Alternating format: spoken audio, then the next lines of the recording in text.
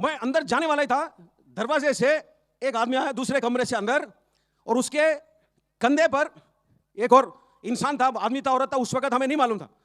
तो नजदीक आया तो मैंने देखा जमींदार खान। उसने सबसे पहले उस इंसान को मेरे हाथ में दिया है। वो एक यंग लेडी थी, एक जवान औरत, तकरीबन 22 या 23 साल, वो होश में नहीं थी। उसने मुझे दिया है। मैं जमींदार खान को रोकने ही वाला था, उसने बोला साहब छोटा बच्चा है, और वो भाग चला अंदर।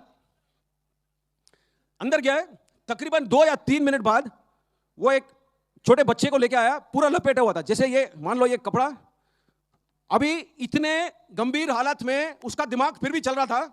उसने या तो पर्दा है, पर्दे को खींचा था, या तो जो बेडशीट था वो बेडशीट को बाथरूम के बाल्टी में उसने पानी में भिगोया था, और उस बच्चे को पूरा लपेट दिया था उसके अंदर, पूरा फुल। मतलब बच्चे का हमें कुछ भी नजर नहीं आया, लेकिन गीला था वो। और उस बेडशीट को गीला करने के वजह से वो बच्चे को कुछ भी नहीं हुआ है, कुछ भी, मतलब एक बाल भी नहीं जला उस बच्चे का। वो बच्चे का उम्र था 6 या 7 महीने। जब जमींदार खान बाहर आया था ये बच्चा देने हमें, तो उस वक्त उसके सिर पर एक चोट था, उसका कमीज फटा हुआ था, यहां से खून निकल रहा था, और नीचे से कमीज थोड़ा जला हुआ था। बच्चे को दिया उसने बोला साहब एक आवाज आ रहा है, मैं जा रहा हूं, और फिर वापस गया। अब मैं वापस क्यों उसके साथ उस वक्त गया नहीं, ये मैं नहीं जानता हूं। हो सकता है मैं उस जितना बहादुर नहीं हूं, या था। हो सकता है मैंने सोचा कि मेरे को बाहर रह करके बाकी को काबू करना है, हो सकता है मेरा दिमाग चला ही नहीं। लेकिन मैं उसके साथ तीसरी बारी उस कमरे के अंदर जा नहीं सका। इस वक्त तक हम सब बाहर खड़े होकर के खांस रहे थे, लेकिन वो फिर गया अंदर तीसरी बारी। जब मुझे थोड़ा सा अकल आया तो मैं भी जाने लगा, तो ऊपर से एक जो लकड़ का वो बीम होता है, वो बीम गिरा, और हम जा नहीं सके आगे। लेकिन 2 मिनट बाद एक और इंसान को वो लेकर आया उठा के। ये एक बूढ़ी औरत थी, बूढ़ी औरत बिल्कुल बेहोश थी, और उसका बाएं हाथ जला हुआ था। उसको इसने छोड़ा जमींदार ने मेरे पास, और छोड़ने के 1 मिनट के अंदर जमींदार बेहोश हुआ है, मेरे हाथ में बेहोश हुआ है। जमींदार खान को तो हम ले गए बाहर। हमारा जब यूनिट गया था, क्यूआरटी गया था, तो एमआई मेडिकल डॉक्टर वगैरह सब जाते हैं उसकी गाड़ी में। जो ये 3 लोग थे, एक नानी थी, उसकी बेटी और उसकी बेटी। सबसे छोटी का उम्र 6 या 7 महीने था, और नानी का उम्र तकरीबन 65 साल। एक ईमानदार इंसान के वजह से 3 लोग उस दिन बचे हैं।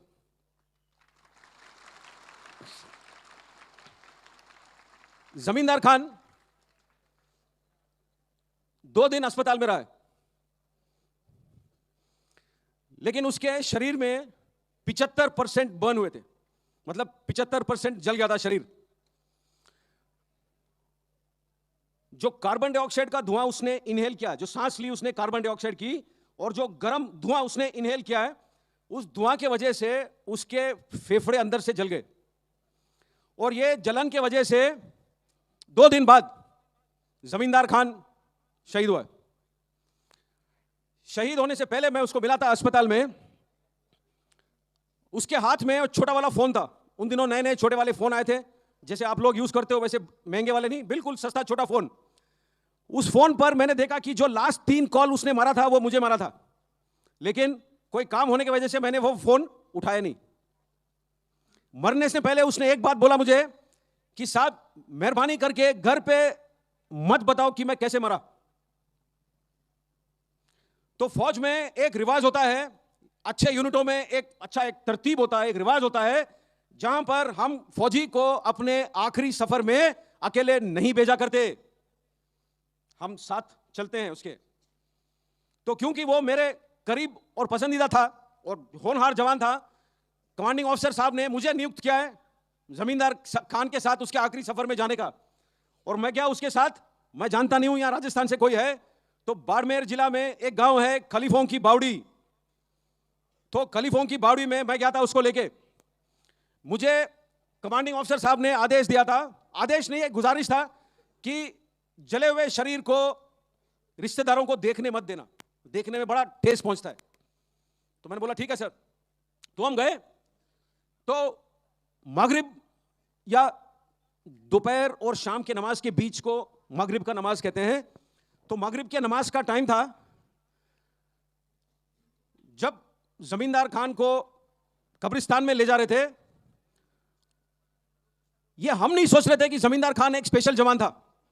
ये पूरा गांव, पूरा ब्लॉक समझ रहा था कि ये स्पेशल है, क्योंकि उसके आखिरी सफर में कम से कम 500 या 600 लोग हाजिर थे। छोटे गांव होते हैं रेत में, 50-60 लोगों का कस्बा होता है, लेकिन इतने लोग आए थे उसके आखिरी रास्ते में, आखिरी सफर में। तो अजान का वक्त था, नीचे मस्जिद से अजान की आवाज सुनाई दे रही थी और कब्र में जमींदार खान को दफनाया जा रहा था। तब उसकी मदर फातिमा भी, उसकी नाम है, छोटी सी है, वो भीड़ से बाकी आई। मैं ऐसा ही वर्दी पहना हुआ था।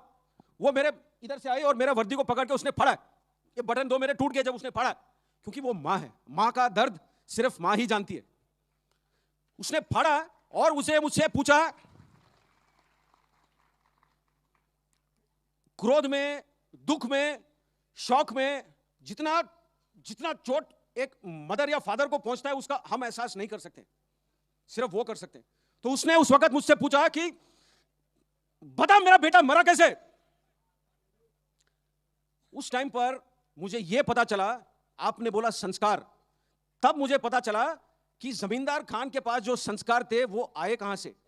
जमींदार खान के पिताजी निकले बीड़ से बाहर, उस रेत में वो बिल्कुल सफेद, मतलब एक दाग या धब्बा नहीं था, सफेद कुर्ता पजामा पहना हुआ था, बहुत लंबे थे, मतलब मेरे से तो 4-5 इंच और लंबे थे वो, बिल्कुल, मतलब जो रेत में लोग बाहर धूप में काम करते हैं वैसा शक्ल था उनका, मतलब टाइट। वो पहले तो आए, उन्होंने अपने वाइफ के कंधे पर हाथ लगाया और उसको पीछे किया है। और ये एक आम गांव में रहने वाला इंसान है और मैं एक फौज का ऑफिसर था, उस टाइम गया था, ऐसे वर्दी में था। तो वो आए मेरे से पीछे, मेरे कंधे पर हाथ लगाया और सबके सामने मुझे बोला, साहब आप ये मत बताओ कि जमींदार मरा कैसे। बोला साहब आप ये मेहरबानी कर दो और हमें बताओ कि जमींदार खान जिया कैसे।